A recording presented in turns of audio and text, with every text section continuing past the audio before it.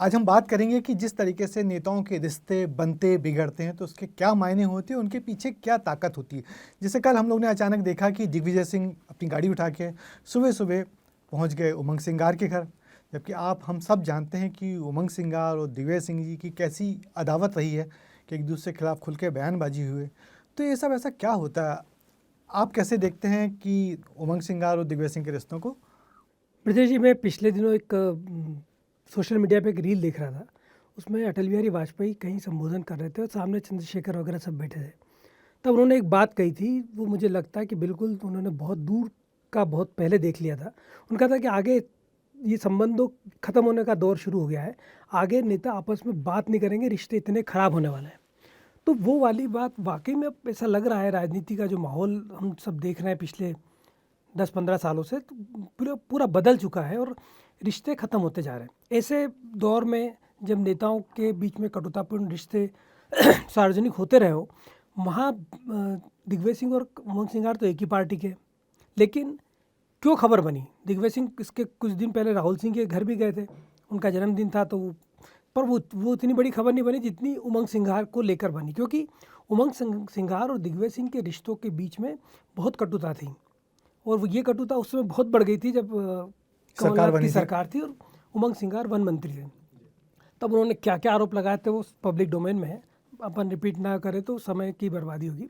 इसके बाद ऐसा लगा था कि ये रिश्ता बहुत चल नहीं पाएगा, क्योंकि दिग्विजय सिंह और उमंग सिंगार का रिश्ते की आप यदि थोड़ा अतीत में जाएंगे तो जमुना देवी जो उनकी बुआ है उमंग की, हालांकि रिश्ते में उनकी बुआ है सगी वो, लेकिन जमुना देवी को राजनीति में बुआ का जो दर्जा है वो दिग्विजय सिंह के मार्फत मिला है। दिग्विजय सिंह उनकी बुआ बोलते थे, दिग्विजय सिंह क्योंकि उनको बुआ बोलते थे तो सभी जगह बुआ जी कहने लगे और राजनीति में उनको पक्ष हो या विपक्ष बुआ जी के नाम से प्रसिद्ध हो गई, जबकि उनका नाम जमुना देवी था। हाँ, जमुना देवी था। और दिग्विजय सिंह से उनका कोई वैसा कोई बुआ भतीजा वाला कोई रिश्ता नहीं था। जैसे दिग्विजय सिंह का दिग्गी राजा नाम बालकोई बैरागी जी ने दिया था। अच्छा, तो ऐसे कई नामकरण होते रहते राजनीति में। तो उनसे और जमुना देवी और दिग्विजय सिंह के भी बहुत ख़राब रिश्ते थे एक समय तक। और तब दिग्विजय सिंह के खिलाफ, आपको याद होगा संजू भाई, एक बार उन्होंने कहा था कि मैं दिग्विजय के तंदूर में जल रही हूँ। ये वो समय था जब नैना साहनी कांड हुआ था दिल्ली का। तब उनके इस बयान से बड़ा हड़कंप मच गया था, क्योंकि एक तो आदिवासी लीडर, सीनियर लीडर, सांसद रही हो, महिला रही हो, तो दिग्विजय सिंह को भी इसको फेस करने में थोड़ा समय लगा था। अच्छा, ये तो ठीक है, ये तो एक उप मुख्यमंत्री दिग्विजय सिंह के समय उप मुख्यमंत्री जमुना देवी थी, मगर दिग्विजय सिंह के समय एक मुख्यमंत्री और थे, सुभाष यादव। आपको याद है कोई सुभाष यादव और दिग्विजय सिंह की संजीव भाई बहुत तनातनी चलती रहती? हाँ, क्योंकि उसका एक बहुत बड़ा कारण ये था कि सुभाष यादव भी बहुत महत्वाकांक्षी थे और उनको भी कहीं ना कहीं लगता था कि वो मुख्यमंत्री पद के दावेदार हैं। और चूंकि दिल्ली दरबार की हमेशा कांग्रेस में ये पॉलिटिक्स रही है कि हर प्रदेश में 2-3 नेताओं को बढ़ावा देते रहते हैं, तो सुभाष यादव को भी दिल्ली दरबार से 2-3 नेता बढ़ावा देते थे कि मुख्यमंत्री के आप दावेदार हो। बन गए दिग्विजय सिंह, तो वो अदावत दोनों के बीच में चलती रही, क्योंकि सुभाष यादव अपने आप को उसके नीचे मानते ही नहीं थे। वो पद उनको लगता था कि वो मुख्यमंत्री का ही उनका है, इसलिए वो झगड़ा उनका लगातार चलता रहा। उप मुख्यमंत्री बने तब भी उनको पावर नहीं मिले, उस बात को लेकर वो दिल्ली आते थे, शिकायत करते रहते थे लगातार, और वो झगड़ा हमेशा से चलता रहा। और जैसे अभी आपने उमंग सिंगार वाली बात की, तो मैं आपको बताऊं इसका मूल कारण क्या है। मूल कारण है राहुल गांधी से नज़दीकी। ये क्या है कि एक ज़माने में जब राहुल गांधी एकदम से राजनीति में बहुत महत्वपूर्ण उभर के आए और पार्टी के प्रमुख बन गए, तो दिग्विजय सिंह उनके सबसे करीबी लोगों में से हो गए थे।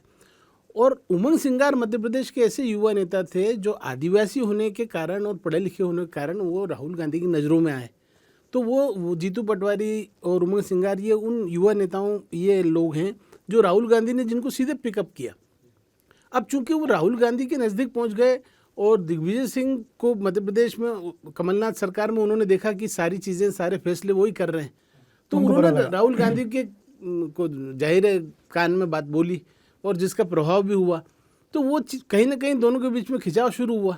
दिग्विजय सिंह ने उनके पर करने के प्रयास किए, क्योंकि सत्ता पकड़ उस समय उनकी थी पूरी तरीके से। मुख्य सचिव उनका था, डीजीपी उनका था, जैसा कमलनाथ ने खुद कहा कि सरकार वही चला रहे थे।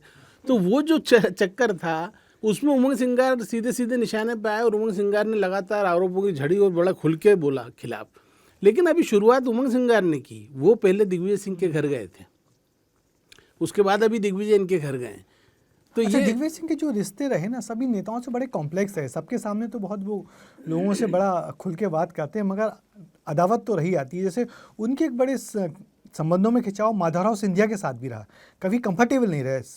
ऋषि भाई, आपको कुछ याद है कोई नहीं, किस्सा? देखो वो जो रिश्ते हैं वो 200 साल पुरानी इनकी रियासतों के की रिश्तों की ही पृष्ठभूमि में वो रिश्ते खराब हुए थे। प्रोटोकॉल के। देखिए क्या है कि दिग्विजय सिंह राघवगढ़ की छोटी सी रियासत है और सिंधिया जी तो महाराज सिंधिया थे, पूरी ग्वालियर रियासत थी उनकी, उसका एक कोई छोटा सा वो रहा होगा, तो उसको लेकर उनके मन में, माधवराव के मन में काफ़ी वो रहा कि यार हमारी छोटी सी रियासत का राजा मुख्यमंत्री हो जाएगा और हम जो है अभी तक और एक बार ऐसा हुआ भी था कि उनको वो चॉइस बनते जा रहे थे, लेकिन अर्जुन सिंह, कमलनाथ, सुरेश पचौरी, जितने बाकी नेता थे, इन सब ने मिलकर दिग्विजय सिंह को मुख्यमंत्री बनवा दिया। पीसीसी चीफ के समय भी यही हुआ था 93 में, उन्हीं का दावा था, लेकिन पीसीसी चीफ भी बन के आ गए वो। तो सुभाष यादव का जो किस्सा संजीव भाई बता रहे थे, सुभाष यादव को क्या हुआ है, सुभाष यादव सहकारिता के बड़े नेता थे। मध्य प्रदेश में सहकारी आंदोलन को यदि समझना हो तो सुभाष यादव को ही आपको पढ़ना पड़ेगा, तब जाके सवाई सिंह सिसोदिया के बाद वही बड़े हाँ वही नेता बड़े रहे। नेता थे। सुभाष यादव से चोट कब पहुंची, सुभाष यादव से कृषि और सहकारिता मंत्रालय था डिप्टी सीएम के नाते, दिग्विजय सिंह ने एक बार रिशफल करके उनसे दोनों विभाग लेके उनको सिंचाई विभाग और नर्मदा घाटी दे दिया। तब से लड़ाई बढ़ गई। फिर एक बार आपको याद हो जबलपुर या ग्वालियर के सहकारिता सम्मेलन में उन्होंने शराबबंदी की बात छेड़ दी, और शराबबंदी की बात जब, और ये कांग्रेस में संभव है भाई, कांग्रेस के अलावा इस तरह की मजा कहीं किसी पार्टी में नहीं, बाकी सब तो इतना दब के चलते हैं। ये सुभाष यादव, जमुना देवी, ये 2-4-6 मंत्री यदि नहीं होते ना तो उस समय हम लोग तो मेन स्ट्रीम जर्नलिज्म में थे, नौकरी खतरे में पड़ जाती।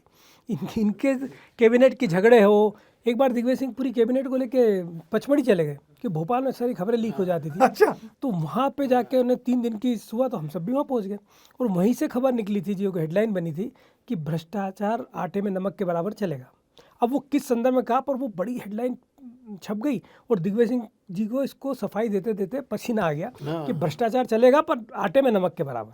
अच्छा ठीक है। माधव सिंधिया के साथ तो उनके रिश्ते थोड़े मानो उठापटक वाले थे, और बाद में हालांकि जब माधव सिंधिया जी की जब अकाल मौत हुई थी और हम उस समय वहाँ ग्वालियर में थे, तो दिग्विजय सिंह को जिस तरीके से उन्होंने पूरा एक सम्मान के साथ नंगे पैर बहुत रह लंबे के समय तक वो सिर ग्वालियर पे में स्टे भी पट्टा किया था लगा उन्होंने। के, हाँ उन्होंने स्टे किया, एकदम कार्यकर्ता भाव से उनका सारे अंत्येष्टि करवाई। और बाद में जब नए महाराज यानी कि ज्योतिष सिंधिया का जब वहाँ महाराज में, तो उनको भोपाल में अपने घर पे बुला के रुकवाया और बड़ा सम्मान करते थे सबके सामने। मगर वक्त ऐसा पलटा कि सिंधिया एक तरफ है और दिग्विजय सिंह एक तरफ है, तो यहाँ कहाँ अदावत शुरू हो गई छोटे सिंधिया और दिग्विजय सिंह में?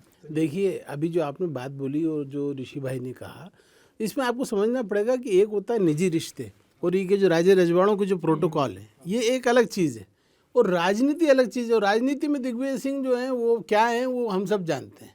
वो जितनी चालें चल सकते हैं उससे ज़्यादा चालें उनके मन में रहती हैं। तो वो जो ये प्रोटोकॉल और शिष्टाचार ये सब तो अपनी जगह है, लेकिन जब उनकी राजनीति पे बात आ जाती है तो फिर वो चाल चलने से चूकते नहीं हैं। और इसलिए ज्योतिरादित्य सिंधिया से जो मनमुटाव हुआ और वो पूरा दौर हमने आंखों से देखा अभी कमलनाथ सरकार के समय में, तो ये खुलेआम कांग्रेस के नेता ही बोलते थे सरकार गिरने के बाद, जो दुखी थे बेचारे कि इतने साल बाद सरकार 15 साल बाद मेहनत के बाद आई, तो वो खुद बोलते ही थे राजा महाराजा के चक्कर में कुर्बान, राजा महाराजा के चक्कर में कुर्बान हो गई। तो दिग्विजय सिंह जो है वो, आप ये देखिए कि वो पहले दिन से उनके टारगेट पे ज्योतिरादित्य रहे। उन्होंने सीएम नहीं बनने दिया, फिर उसके बाद वो जो एक बंगला चाहते थे वो नहीं मिला, अपेक्स बैंक का चेयरमैन, तमाम चीज़ें ऐसे निर्णय थे एक के बाद एक, जो सिंधिया जी को कहीं ना कहीं लगा कि दिग्विजय सिंह जो है वो सरकार चला रहे हैं पर्दे के पीछे से, और कमलनाथ इस चीज़ को इसको बैलेंस नहीं कर पा रहे हैं। एक और हाल का एक रिश्ता हो देखे दो नेताओं के बीच का, वो हम लोगों ने देखा उमा भारती और प्रहलाद पटेल का। प्रहलाद पटेल जी के यहाँ अभी माता जी गुजरी हुई हैं और तकरीबन सभी लोग जा चुके हैं, सारे नेता लोग उनके शोक व्यक्त करने जा चुके हैं, मगर उमा जी अभी तक नहीं गई हैं। हालांकि इस बीच में उमा जी एक बार उनके घर आई थी ना खाना खाने के लिए, और जबकि हम सब जानते हैं कि 2003 की सरकार पर्दे के पीछे से तो प्रहलाद जी ही चलाते थे। देखिए, उमा भारती जी भी अपने आप में भारतीय राजनीति में एक बहुत ही रहस्यमय कैरेक्टर हैं। मतलब वो कब क्या एकदम से शॉर्ट टेम्पर्ड हैं, वो कब कौन सा स्टेप ले लें या कब किसके प्रति उनका एकदम बहुत नाजुक रुख हो जाता है, कब एकदम से वो खिलाफ आक्रामक हो जाती हैं, ये हम लगातार देख रहे हैं। शिवराज सिंह के समय में भी देखा, अभी उनके खिलाफ लगातार ट्वीट पे ट्वीट AK-47 की तरह चलाया उन्होंने। फिर वहाँ और उसके बीच में जो है, अच्छा एक समय हमने वो भी देखा कि कैलाश विजयवर्गीय और ये दो लोग जो उमा भारती के राइट और लेफ्ट थे, उमा भारती के साथ गए भी, लोक जनशक्ति पार्टी बनाई, ये लोग गए साथ में, फिर उसके बाद जब ये इनको लगा कि नुकसान इनके राजनीतिक करियर का हो गया, तो इन्होंने फिर उमा जी से डिस्टेंस मेंटेन कर लिया, नितिन गडकरी के क्लोज हो गए और उन्होंने पार्टी में प्रहलाद पटेल को काफ़ी आगे बढ़ाया। अब उमा भारती चूँकि बिल्कुल हाशिए पर हैं पिछले लंबे समय से, और वो चूँकि नरेंद्र मोदी के खिलाफ सीधे उन्होंने वो करा था, इस वजह से अब ये रिश्ते दोनों के जो आपने कहा वो सही बात है कि वो कहीं ना कहीं पुराने रिश्ते तो हैं, और वो जानती भी हैं कि प्रहलाद पटेल उनकी काफ़ी उनका सम्मान भी करते हैं, लेकिन अब ये इस समय पे इस मौके पे नहीं जाना है भी इंगित करता है कि कहीं ना कहीं फिर उनको लग रहा है कि मैं नहीं जाऊं या मैं अपना गुस्सा प्रदर्शित करूं। उमा भारती का तो ये आपने देखा ही होगा। उमा भारती भी अकेली चली थी, उनके साथ बहुत लोग जुड़े थे और फिर वो धीरे धीरे फिर वो अकेली हो गई। हाँ, तो उनका व्यवहार उनको समझना भी मैंने बड़ा मुश्किल काम है। मगर मैं एक चीज़ जानना चाहता हूँ कि एक तो होते हैं राजनीतिक रिश्ते, एक निजी रिश्ते होते हैं और राजनीतिक रिश्ते होते हैं, तो दोनों में कौन सा रिश्ता ज़्यादा प्रभावी होता है या हावी आप लोगों ने नेताओं के पास देखा है? कोई किस्सा सुना के बताएं। देखिए, राजनीतिक रिश्ता, आप यदि राजनीतिक फील्ड में है तो निजी रिश्ता तो बचता नहीं। बहुत कम नेता ऐसे होते हैं जो कि निजी रिश्तों को अहमियत देते हैं। मतलब वो सुख दुख में खड़े रहेंगे आपके, वो कभी भी, मैं आप भी ब्रजेश जी जानते हैं, कुछ मंत्री कांग्रेस सरकार में तो काफ़ी सारे मंत्री थे, पर लेकिन बीजेपी में बहुत गिने चुने ऐसे मंत्री रहे जो कि कांग्रेस के नेताओं के साथ बैठ के चाय भी पीना पसंद करते हो या शाम की पार्टियों में बुलाते हैं। मैं ऐसे दो मंत्रियों को, अब तो मंत्री नहीं है, जो आज भी कांग्रेस के नेताओं के साथ निजी तौर पे जुड़े हुए। एक तो नरोत्तम मिश्रा है और दूसरे अनूप मिश्रा। इनके घरों पे अक्सर आप कांग्रेसी विधायकों की या बड़े नेताओं को आते जाते देखेंगे, और ये भी किसी के घर जा सकते। अब वो वाली बात निजी वाली ख़त्म होती जा रही है। राजनीति में एक वो जो दौर आ गया ना, राजनीतिक असहिष्णुता का, जो मैं पिछली बार बात कर रहा था, एक असहिष्णुता आ गई है। पर उसमें ऋषि भाई, आप ये कैलाश विजयवर्गीय और दिग्विजय सिंह के रिश्ते हैं। हाँ, और बहुत खुल के दोनों बोलते हैं इस बारे में, मतलब निजी रिश्ते हैं दोनों के बीच में बहुत अच्छे। और इनफैक्ट जब आमने सामने होते हाँ, तो जब आलोचना भी महापौर करते जीते तब उनके इंदौर में काफ़ी सारे काम उन्हें रुकन दिए थे। मंत्री भी रहे और महापौर भी रहे, कांग्रेस के सारे लोग विरोध करते रहे कि दिग्विजय सिंह जी इनको एक पद से हटाने में आप, लेकिन दिग्विजय सिंह ने नहीं किया वैसा, तो उसको लेकर इनफैक्ट दिग्विजय सिंह जी के बाबूलाल गौर से गजब रिश्ते थे। बाबूलाल गौर से हो, पटवा जी के घर मुझे पे लगता है कि विक्रम वर्मा, बाबूलाल गौर बीजेपी के दिग्विजय सिंह थे, जिनके सभी कांग्रेसी नेताओं से बड़े करीबी रिश्ते रहे। बिल्कुल, कमलनाथ से रिश्ते थे, अर्जुन सिंह से रिश्ते थे, जोशी, सभी लोगों से उनके बहुत अच्छे रिश्ते। एक बार मुझे बताया कि वो गए वहाँ पे अर्जुन सिंह जी से मिलने, केंद्रीय मंत्री थे, तो उन्होंने बाबूलाल गौर जी से पूछा कि तो क्या इरादा है चुनाव का? तो उन्होंने कहा ठाकुर साहब तो मैं नहीं लड़ूंगा, ठाकुर साहब बहू को लड़ाऊंगा। तो उन्होंने कहा नहीं नहीं नहीं, ये गलती मत करना, आप लड़ोगे तो विधायक मंत्री बनोगे और बहू लड़ेगी तो विधायक बनेगी, तो चुनाव तो आप ही लड़ना। इतने अच्छे रिश्ते थे ब्रजेश बाबूलाल गौर और बीजेपी के नेताओं के। गोविंदपुरा के बीजेपी नेता कहते हैं कि बाबूलाल गौर ही डिसाइड करते थे गोविंदपुरा में उनके खिलाफ कौन लड़ेगा कांग्रेस पार्टी से। मतलब इस नहीं, मुझे तो एक किस्सा और भोपाल का पता है कि एक कांग्रेस के महापौर को जीतने में मदद जो है बाबूलाल गौर ने की थी खुल के, वो भी कांग्रेस के सुरेश पचौरी के ने। नहीं, इनफैक्ट गौर साहब खुद बताते थे कि जब मेरा कुछ ऊंचा नीचा होने लगता था तो मैं दिग्विजय सिंह को फ़ोन करता था कि खाना खाने आ जाओ। तो दिग्विजय सिंह उनके यहाँ खाना खाने जाते थे और फिर एकदम उनकी जो टीआरपी या सेंसेक्स था ऊंचा हो जाता था, गौर साहब की सब पूछ परख बढ़ जाती थी। कृष्णा गौर के टिकट के समय भी यही सब, कृष्णा गौर के टिकट से मैं यही हुआ। कृष्णा गौर जी को पहली बार बिल्कुल टिकट नहीं दी थी। गोविंदपुरा से बीडी शर्मा जी का लड़ना पूरा तय हो गया था, लोकसभा चुनाव के पहले एकदम तय हो गया था और इनको तकरीबन किनारे कर दिया गया था। तब बाबूलाल गौर जी थे, तब बाबूलाल गौर थे। बाबूलाल गौर ने फिर दिग्विजय सिंह को याद किया, दिग्विजय सिंह फिर उनके घर गए, दिग्विजय सिंह तब फिर उनके घर गए, खाना खाया, बाहर निकल के फिर बहुत सारी बातें हुई। और उसी शाम को होटल जहानुमा में धर्मेंद्र प्रधान ने बाबूलाल गौर उनकी बहू दोनों को बुलाया, कृष्णा गौर जी को, और कहा गौर साहब यहाँ वहाँ मत फैलाइए कुछ, आप जो कहेंगे वो होगा, इनको टिकट चाहिए, इनको ही दे देंगे टिकट। तो उनको टिकट मिली, अदरवाइज तो पूरी इस तरफ आने की पूरी तैयारी हो गई थी बाबूलाल गौर। बिल्कुल, मध्य प्रदेश से अगर हम बाहर झांक के देखें तो ये राजनीतिक रिश्ते बनते और बिगड़ते हर स्टेट में रहे हैं। आप उत्तर प्रदेश देश का सबसे बड़ा राज्य है, वहाँ पे आप देखिए कि 93 में जब सपा और बसपा दो दल एक साथ आए, मुलायम सिंह और कांशीराम ने हाथ मिलाया, मायावती दोनों ने, और सरकार बनी, वहाँ पे बड़े जोरदार तरीके से बनी। फिर गेस्ट हाउस कांड हुआ, दोनों अलग अलग हो गए। फिर उसके बाद एक बार फिर दोनों बुआ भतीजे एक हुए, तो इनके रिश्ते फिर बने, फिर बिगड़ गए।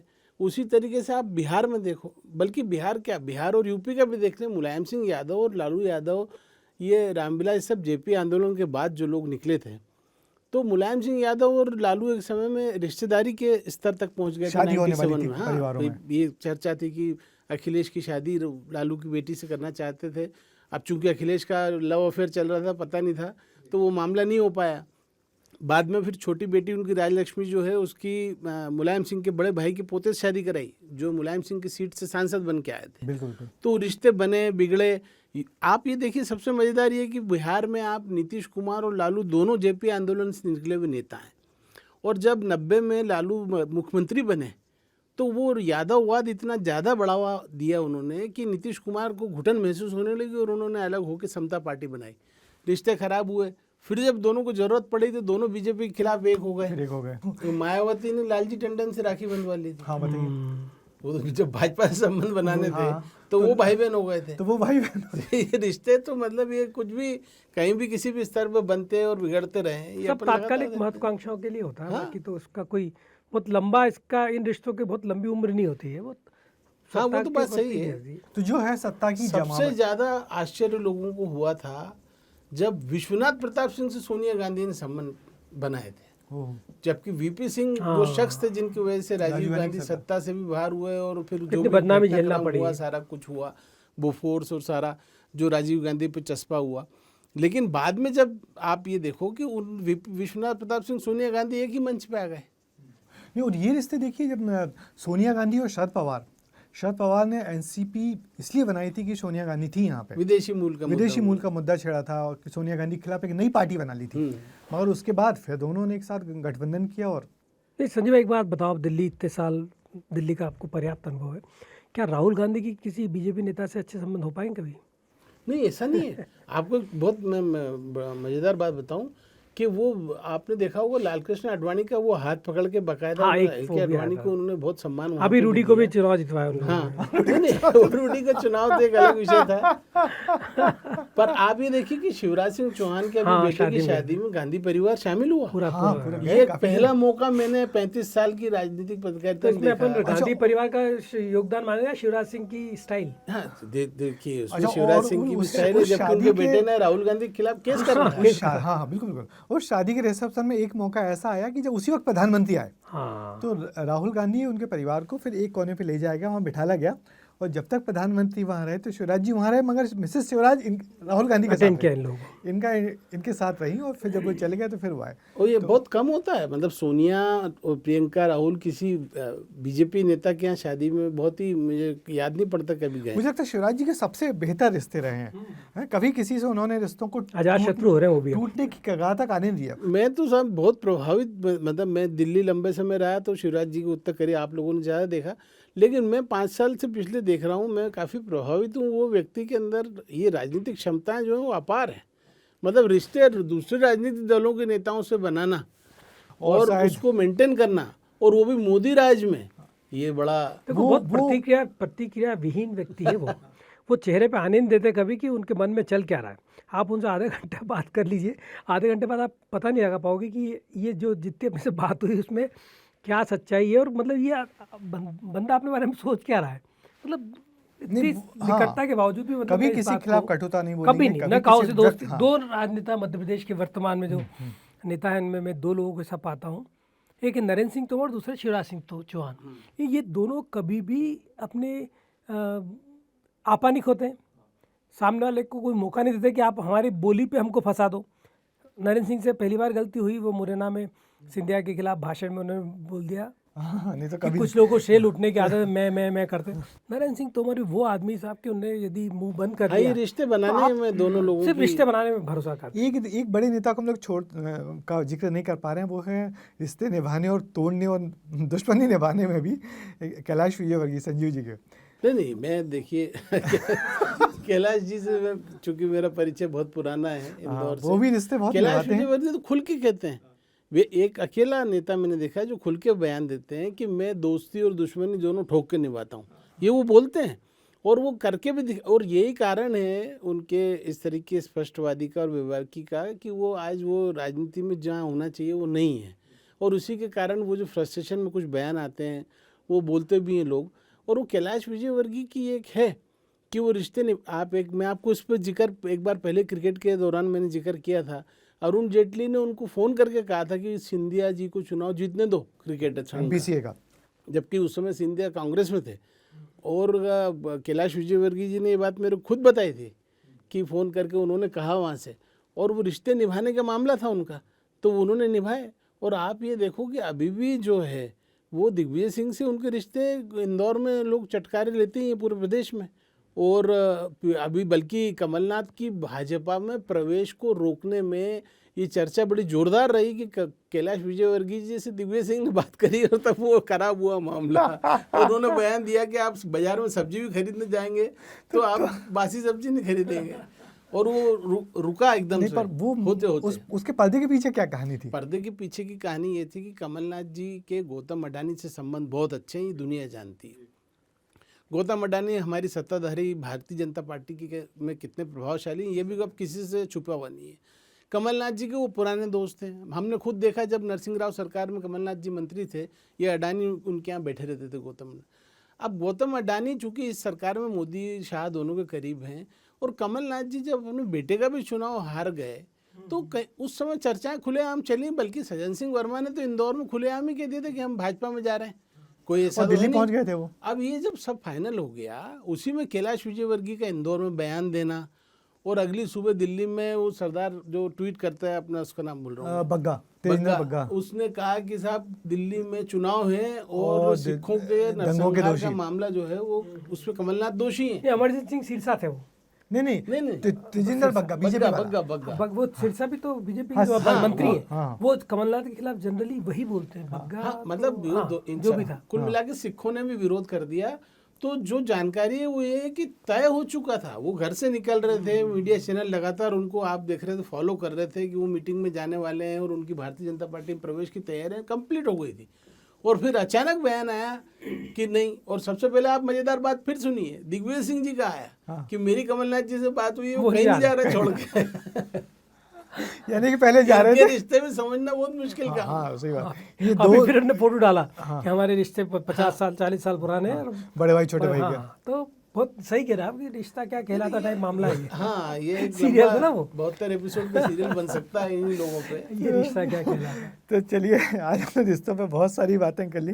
ये रिश्ता क्या कहलाता है, राजनीतिक रिश्ते, निजी रिश्ते, और पर इन तमाम राजनेताओं के जो रिश्ते होते हैं उनमें हावी होती है राजनीतिक महत्वाकांक्षा, और वक्त बेवक्त बनते बिगड़ते रहते हैं। और यही रिश्ते हम सब पत्रकारों के लिए लिखने, किस्सा गोई करने और चटकारे लेने का कारण बनते हैं। तो मुझे लगता है आज आप लोगों ने बहुत सारे देश और प्रदेश के किस्से सुना के हम सब लोगों को बहुत सारा कुछ ना कुछ। अमूमन जटिल राजनीति में परिहास का एक बड़ा कारण है। हाँ, जो आजकल विलोपित हो गया है, जो विलोपित हो गया, जिसकी जरूरत। नेताओं में रिश्ते रहे, दोस्ती रहे, दुश्मनी भी रहे, और हम पत्रकारों को खबरें भी लगातार मिलती रहे।